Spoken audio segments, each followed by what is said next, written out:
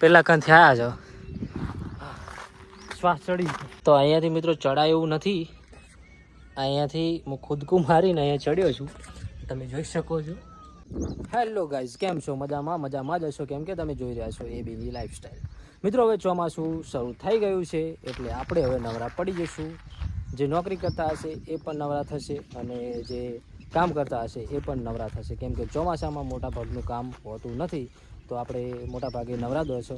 અને ચોમાસામાં નવરા હોય એટલે આપણને શું થાય, મનમાં વિચાર આવે. મનમાં વિચાર છે હવે ફરવા જવાનો, અને ફરવા જવાનું થાય તો આપણે અલગ અલગ જગ્યા શોધતા હોઈએ છીએ, જેમ કે પહાડોમાં ફરવા જવાનું, કોઈક પિકનિકવાળા સ્થળે ફરવા જવાનું, એવું આપણે ગોતતા જ હોઈએ છીએ. તો આજે હું તમને એક એવા સ્થળની મુલાકાત કરાવવાનો છું જે સ્થળે એક દિવસમાં તમે ફરીને પાછા આવી શકશો અને ઓછા ખર્ચે. એટલે કે ડીસાથી માત્ર 10 કિલોમીટરના અંતરે આવેલું એક સ્થળ, જે મસ્ત મજાનું સ્થળ છે અને ઈસ્માની માતાનું પવિત્ર મંદિર પણ આવેલું છે. તો વિડીયો ગમે તો લાઈક કરી, ચેનલને સબસ્ક્રાઈબ કરી નાખજો અને વિડીયોમાં છેલ્લે સુધી બનાવી રહેજો.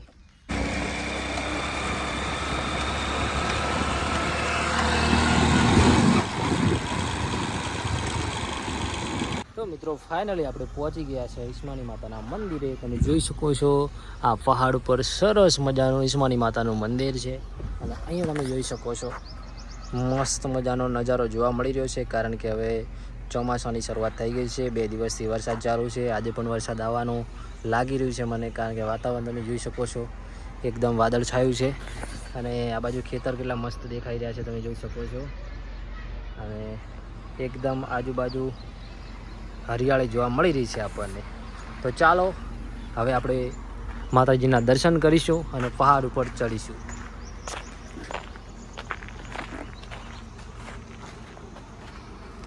તો અહીંયા મિત્રો સીડીઓની શરૂઆત થઈ ગઈ અને આ બાજુ પણ તમે જોઈ શકો છો સીડીઓ છે ને ઉપર જશો એટલે આ નજારો છે એ અલગ જ દેખાશે. હું તમને બતાવું છું હમણાં જઈને, અને ઈસ્માની માતાના દર્શન પણ કરાવું છું.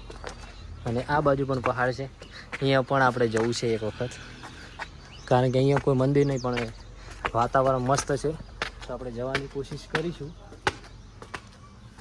તો અહીંયા જોઈ શકો છો તમે જયેશ પણ છે આપણા સાથે, અને અહીંયા ગોગા બાપાનું મંદિર છે, આ ધર્મશાળા છે અને અહીંયા તેને ઉપર જવાનું હોય છે.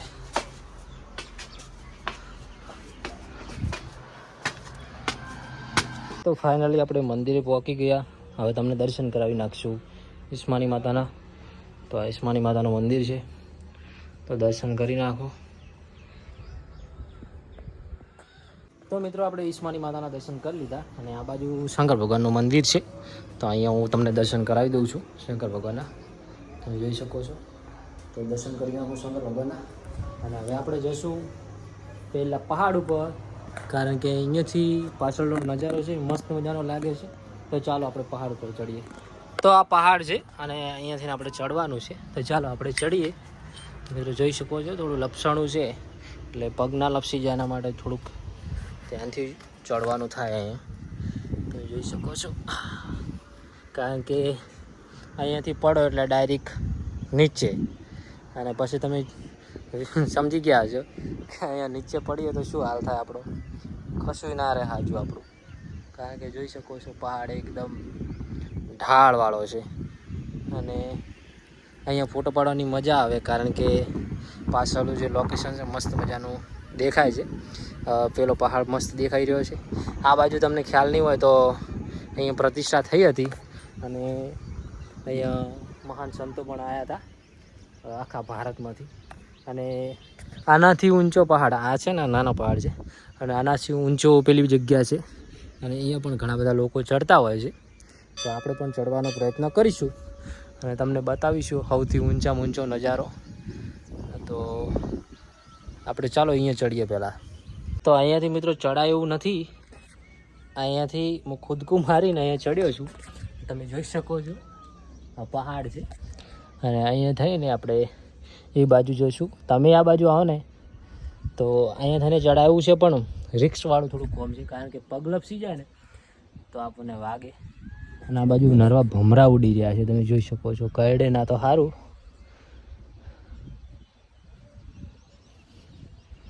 તો આ છે અહીંયા ઉપરનો નજારો.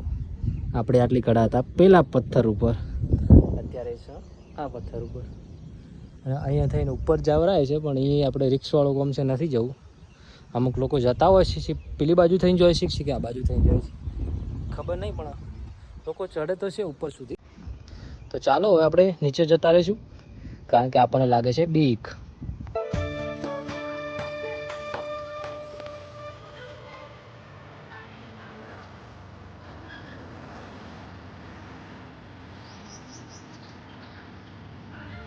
તો ઈસ્માની માતાના દર્શન કરીને આપણે આવી ગયા છે હવે નીચે, અને પેલા પહાડ ઉપર જવાનો મેચ છે આપણો.